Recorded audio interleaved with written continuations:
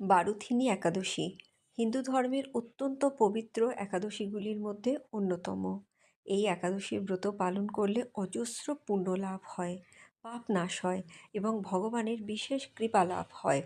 শাস্ত্রে বলা হয়েছে এই ব্রত দান, তপস্যা, যজ্ঞর থেকেও বহুগুণ বেশি ফলদায়ক। চলুন এই একাদশীর গল্প, মাহাত্ম্য ও ব্রত পালনের নিয়ম বিস্তারিত জানা যাক। এই একাদশীর মাহাত্ম্য বর্ণিত হয়েছে ভবিষ্য পুরাণে। সেখানে এক মহান রাজা ছিলেন, রাজা মান্ধাতা। রাজা মান্ধাতা ছিলেন ধর্মপরায়ণ, সত্যবাদী এবং অত্যন্ত দয়ালু। তিনি বহু বছর রাজা হিসেবে ন্যায় ও ধর্মের সঙ্গে রাজ্য শাসন করেছিলেন। একসময় তিনি রাজ্য ছেড়ে বনে গিয়ে কঠোর তপস্যা শুরু করেন। একদিন তিনি গভীর ধ্যানে বসেছিলেন। তখন হঠাৎ একটা বন্য ভাল্লুক এসে তার পা কামড়ে ধরে। কিন্তু রাজা ধ্যান ভঙ্গ করলেন না। তিনি স্থির হয়ে ভগবানের নাম জপ করতে থাকলেন। দীর্ঘক্ষণ পর ভগবানের কৃপায় ভাল্লুকটি চলে যায়, কিন্তু রাজার পা গুরুতরভাবে ক্ষতিগ্রস্ত হয়।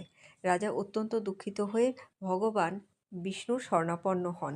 তখন আকাশবাণী হয়, হে রাজা, বৈশাখ মাসে কৃষ্ণপক্ষের বারুথিনী একাদশী ব্রত পালন করো। এই ব্রতের শক্তিতেই তোমার দুঃখ দূর হবে। রাজা মান্ধাতা নিষ্ঠার সঙ্গে ব্রত পালন করেন।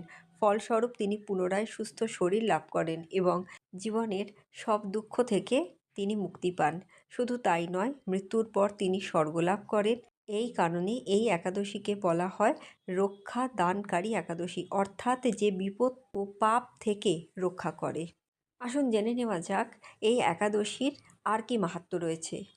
এই ব্রত পালন করলে পূর্বজন্মের পাপ নষ্ট হয়, দুর্ঘটনা ও বিপদ থেকে রক্ষা পাওয়া যায়, সৌভাগ্য ও সমৃদ্ধি লাভ হয়, দারিদ্রতা দূর হয়, ভগবান বিষ্ণুর বিশেষ আশীর্বাদ লাভ হয়, স্বর্গলাভ ও মোক্ষের পথ প্রশস্ত হয়।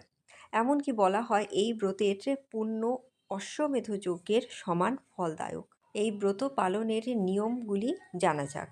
এবার এই ব্রত পালনের কিছু নিয়ম জানা যাক। একাদশীর আগের দিন নিরামিষ আহার গ্রহণ করা উচিত। একাদশীর দিন উপবাস বা জল বা ফলাহার করা উচিত। ভগবান বিষ্ণুর পুজো ও নাম জপ, রাত্রে জাগরণ ও ভক্তিগান, দ্বাদশীর দিন ব্রত ভঙ্গ করে দান পুণ্য করা। বিশেষভাবে এই দিনে তামসিক খাদ্য, রাগ, মিথ্যে ও হিংসা পরিহার করাই উচিত। তো এই ছিল আজকে আমাদের একাদশীর গল্প। যদি ভালো লেগে থাকে অবশ্যই চ্যানেলটাকে লাইক, শেয়ার, সাবস্ক্রাইব করুন। খুব শীঘ্রই আরও একটা গল্প নিয়ে হাজির হব। নমস্কার।